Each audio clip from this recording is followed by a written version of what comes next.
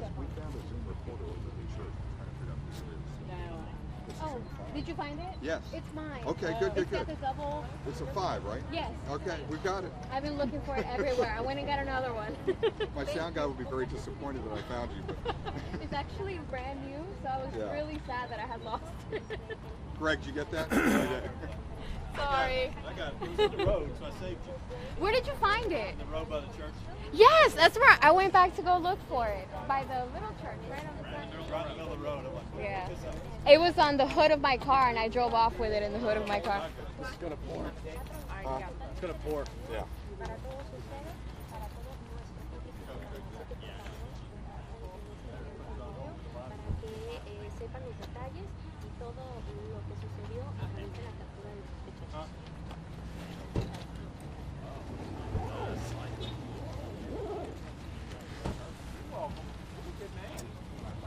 Try not to get in your way. I would have worn it before, but I would not have been happy. It says the Makeys the most miserable press conference ever. Just saying.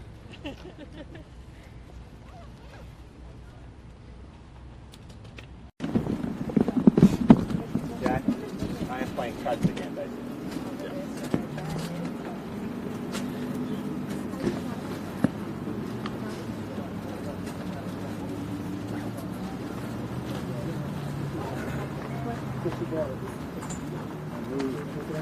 So otherwise you don't have the boom on both channels. Kick his mic in. Kick his mic in on both or kick it in on one. Well, I think there's a way to That way I can just take notes, Captain.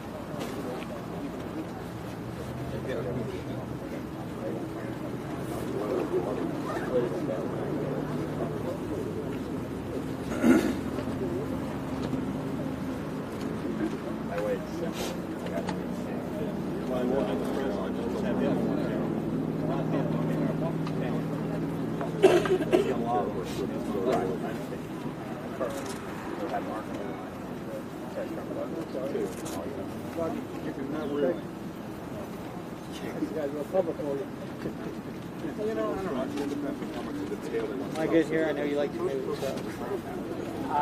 Which is fine, I can't really move on that. Okay. So barring some strange thing, Just appreciate it. toss me aside if you need Boom to. in right on this side.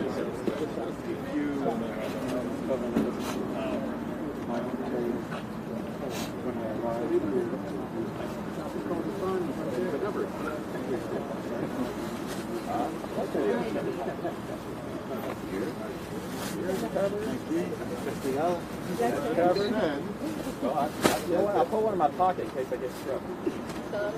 Right now, I think I'm covered.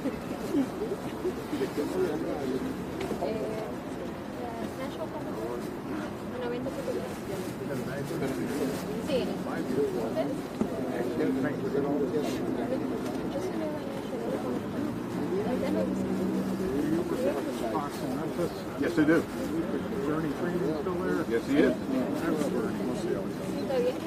I mean, it's not, yeah, that's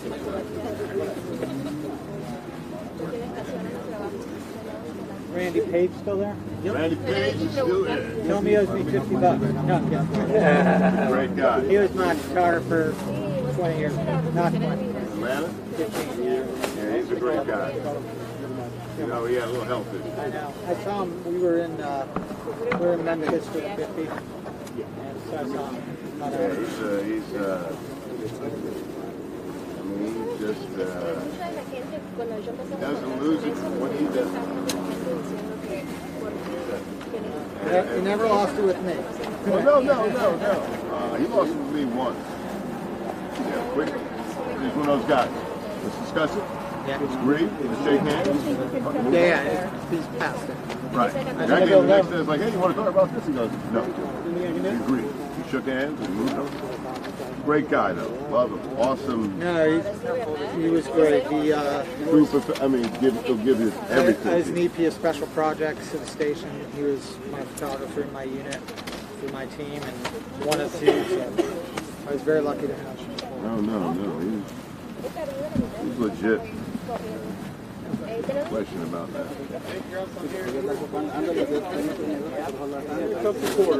Okay, that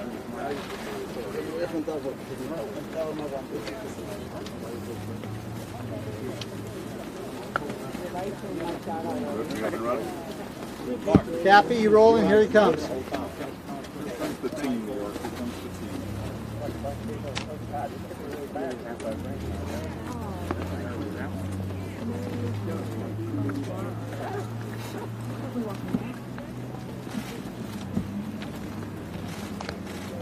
not in the Cap, top, right? Cap, you're going to roll on the camera, please.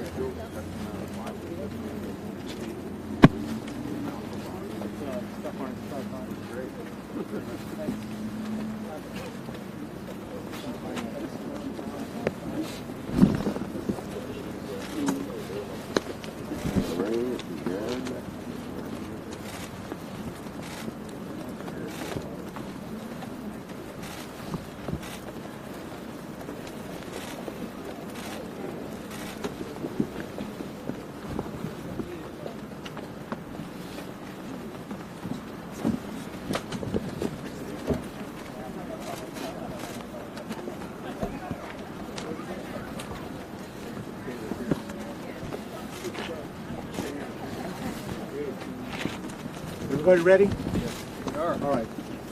At 1:07 this afternoon, let me make sure I got everybody up here. Rick, you coming? Hey, all right.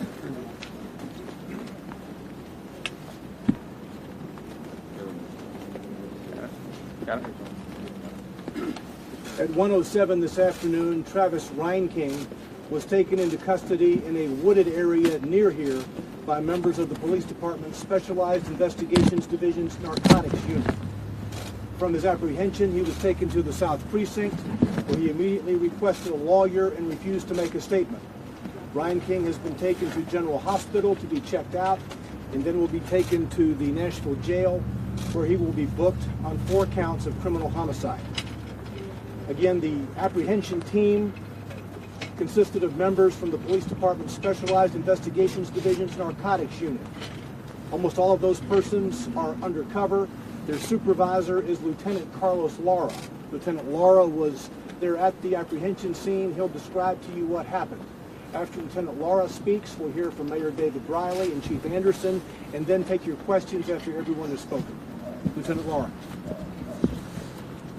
Good afternoon. I want to start off by saying great job by everyone, all the different units and agencies that assisted. So this all began today. We had our unit, narcotics unit, was working, doing finding any or investigating any calls on suspected identification of this person. Dispatchers Megan Barr and Christy Simmons from ECC were contacting me directly, and our team was in charge of looking and investigating any of these sightings. During one of the calls, we had a call for at 5000 Mountain Springs Drive, and what the call was, there was a person who was matching the description of the suspect who was going through a construction site right behind the apartment complex and into the wooded area. Our detectives, all 3 of our units, narcotics section, the narcotics unit, the interdiction unit, and the major case task force all responded to the scene. When they got to the scene, there were several workers from the TVA, construction workers on the TVA, that were pointing us, saying the person went through the woods. The detectives then all, as well as the sergeants, all went up to the wooded area and saw a pathway in the woods. They started to walk the path, and as they went through the wooded area, they spread out, and some went one direction, some went the other. As they're walking through the woods, one of our detectives, Kyle Williams, noticed a suspect in front of him. As he was walking forward, the suspect turned around, and Detective Williams saw his face and realized that is the suspect we were looking for. At that point, Detective Williams drew down on the suspect. The suspect proned out. He told him to get on the ground. He got on the ground immediately, proned himself out. Other detectives came and assisted, put him into custody, and put him in cuffs. At that point, detectives went and cut off. He had a backpack on. The description that we had received was a maroon shirt, dark jeans, and a backpack, which is exactly what he had on. He had a maroon shirt, dark jeans, and a backpack. Once he was in custody, the detectives went, cut off the backpack off of him because he was in cuffs. When they looked into the backpack, they saw a silver Kimber semi-automatic weapon with 45 caliber ammunition, a flashlight, and a holster on his person. During the search incident to arrest, they looked in his back pocket, and in his back pocket he had a wallet, and in that wallet he had a Colorado ID that had his information on there, and which is how we were able to identify him. Mayor David Briley. Good afternoon. First, I'd like to say thanks to the community, to the citizens of Nashville. A tip from the community is what led to the arrest today, and their being vigilant was really an important part of what happened today. I'd like to thank the Metropolitan Police Department and Chief Anderson for all their work over the last 36 hours. They've been relentless in searching for the shooter, and the conditions have been quite bad for the last 36 hours, so it was tough work, and I want to thank them personally on behalf of all of the citizens of Nashville for everything that they did. Yesterday was a horrible day for the city of Nashville. It brought home a real tragedy to this community. Today is a day where we can start to move on as a community, I hope. But I hope everybody will share a commitment that I have to help the families who lost their loved ones and who are still suffering in the hospital right now. We're going to have to gather around them and help lift them up over the coming weeks. Obviously, a tragedy, put an end to part of it today, and we need to move on as a community and do what we can to curb this violence in the future. Chief Steve Anderson. Certainly this apprehension was the result of teamwork throughout the Metropolitan Nashville Police Department. Almost all of our components were involved. The SWAT team, K-9 flight, on and on. We had the majority of our detectives out here in undercover cars. And certainly it's a teamwork effort in terms of our support from our federal and state partners. Department of Homeland Safety and Homeland Security had a team of state troopers out here. The FBI had an enormous amount of resources. They had actually started several teams from Washington to assist us in this search. The ATF and the Secret Service likewise. And it's a community effort. This would not have been accomplished without the cooperation of the community, and it was the citizens' tip that led to this apprehension. And the businesses that have supported us bringing food out here to feed the officers who were out there in the rain, the cold, and the dark. So I applaud everybody that's been involved.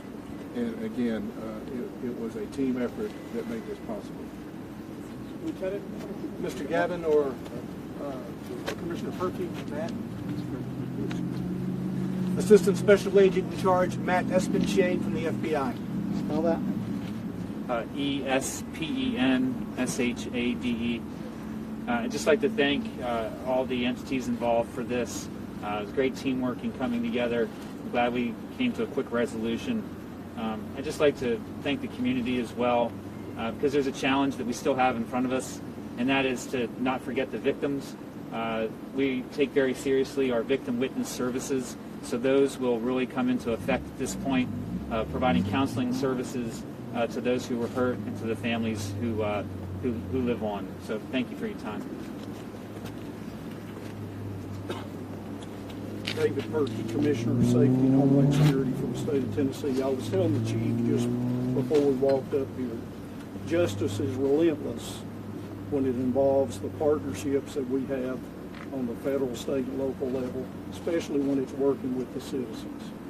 And as a former mayor myself for many years, I understand what it takes for justice to prevail, and you have seen that happen today. So congratulations to all of our partners.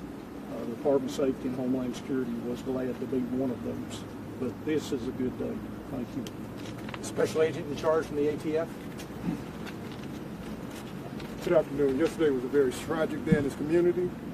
Our law enforcement partners came together. We were determined to be relentless to bring this young man to justice. We worked very well together, and today is a day that we can begin to heal as a community.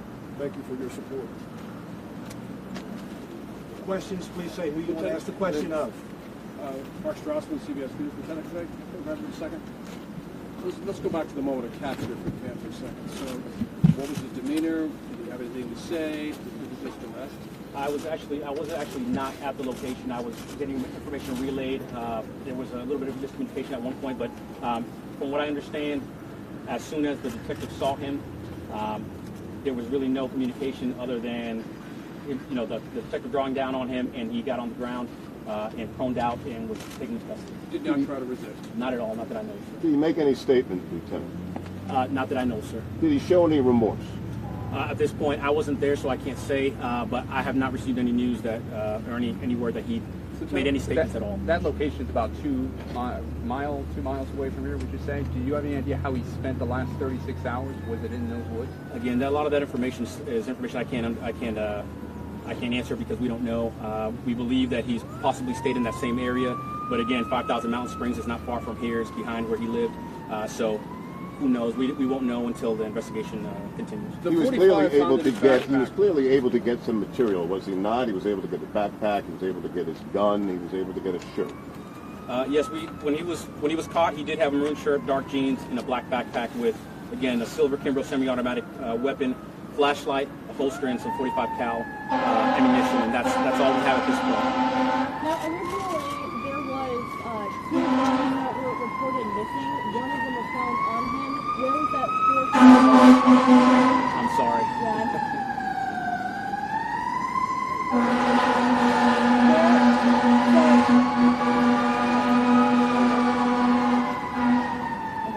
So, originally, there were 2 guns that were reported missing yesterday. One of the guns you found on him. Where was that 4th gun located? I have no idea where that 4th gun is located. I know that the silver Kimbrough, which was missing, was on his person. Any other weapons, I'm not the person who would have that information. The 45 that was found in his backpack, loaded?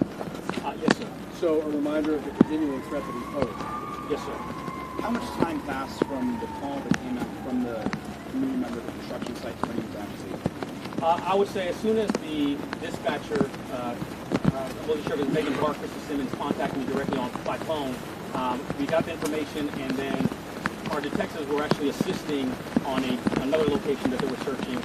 We pulled them just due to the fact that this location was behind Cane Ridge Elementary School.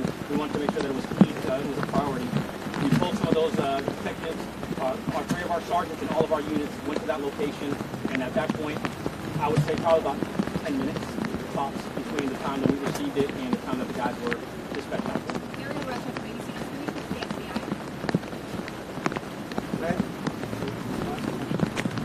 The FBI. Yes, ma'am. Sir, how concerned are you that Travis Reinking was able to slip through the cracks? Are you staying from the time yesterday of the shooting until now, or? How concerned are you that Travis Reinking has a past mental health history, and he also has had many run-ins with law enforcement, including the Secret Service? The FBI is aware of him. How concerned are you that he slipped through the cracks? I can tell you from our perspective, after the incident at the White House and the assessment that happened in the Springfield office, that every federal resource was brought to bear, and that we were able to effectively neutralize what we felt was the threat at the time by ensuring that he did not have the ability to purchase our own weapons and that those weapons were taken. How was he able to get that gun back? That I would have to refer you to the Illinois State Police or the Sheriff's Office there in Illinois. Should his father connection he might have had with sovereign citizens? We are investigating all of the possibilities to any groups, but right now we have no information to provide. Should his father have given him back those weapons? I can't make that assessment. Obviously, it's a very tragic thing.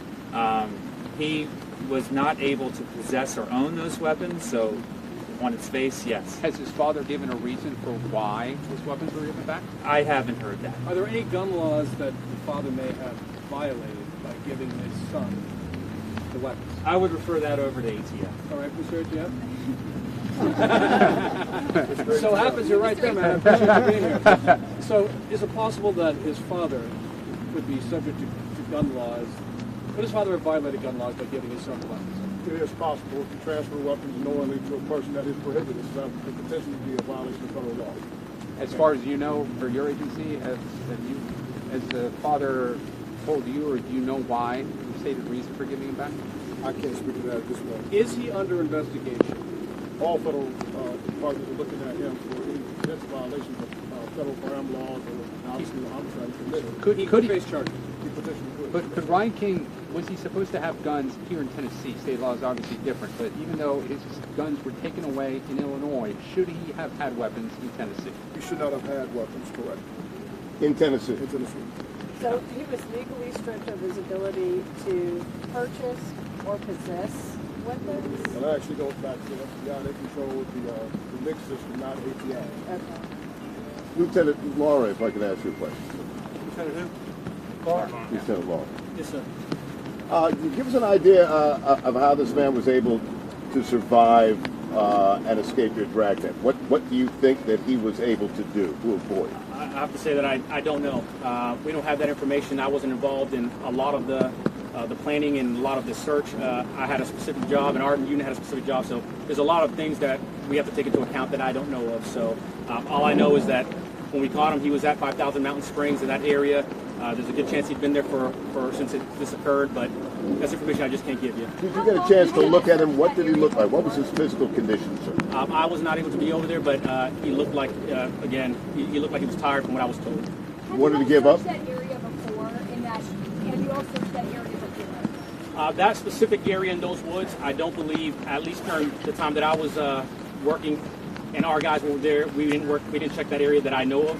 I know that today was the first time we actually had that call to that wooded area behind that construction site behind 5,000 Mountain Springs. That's where he lived, right? Is there anything else that you're looking for? Any, like for that fourth phantom gun or anything else that you guys are looking for? You probably want to refer to the other investigators involved. That's something that I wasn't involved in. So. You said that you didn't necessarily canvass the area where he was apprehended, but that is the area right behind his apartment complex. That gives some concern to the residents there. I did not personally. I know that there was several other units that were involved. I was not personally, and none of my unit was involved in that canvassing that I know. I know that there was several units and agencies that were involved assisting. Absolutely. I know that at one point we were hearing that just about every apartment complex out here was doors being knocked on and areas being searched. But I know that, again, that area, when this tip came in, as soon as it came in, we responded to make sure that we were able to verify if the tip was accurate or not. Are you confident that he was acting alone? I don't have that information. Again, that's something that you're going to have to refer to somebody else. The gentleman from the FBI. From them, Lieutenant, when they came upon him there in the woods, how far back was he? Did he try running? Did they chase him? From what I was told from the detectives that apprehended him, he did not try to run. As soon as the detective saw him, he pulled out his weapon and told him to get on the ground. And immediately, from what I understand, he got on the ground, proned out. Other detectives went, helped cuff him, searched him. They found in his back pocket his ID, and then they cut off his backpack and found the weapon. Can we speak to the gentleman from the FBI? There right now. We have a crew Last over question. We have a crew over where he was captured right at this moment, and it appears that law enforcement is pulling out bags of evidence. Can you talk about it all, what they have gathered so far? I personally don't know. That may be something you want to refer to Mr. Aaron. Yeah, we'll talk about that when the article searches are done in the woods. Let me say that this area, as you all know, was the subject of extensive searching yesterday. That's where the last sighting was, around 8:30 Sunday morning. There were police dogs, there were officers. That area was widely searched on yesterday. How long he'd been there, where, the report from the citizen initially yesterday was he was shirtless. Today he's wearing a red shirt. So we have a myriad of questions for him, but as I said at the beginning, he, when he arrived at the South Precinct, asked for a lawyer and refused to answer any questions. Sir, Thank you all.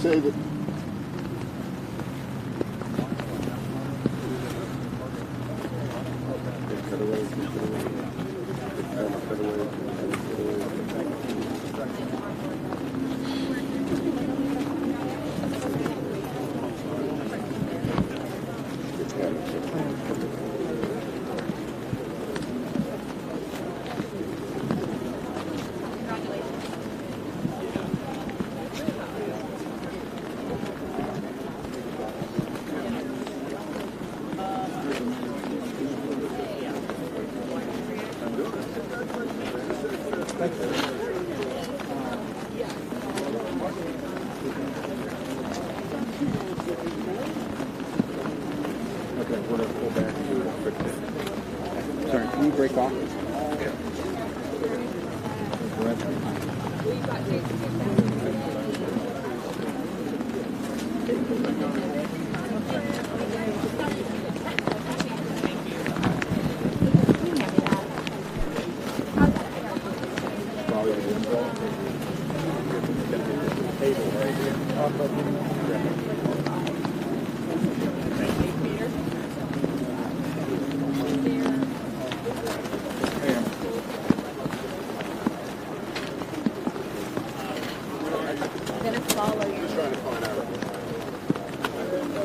Let me switch with you.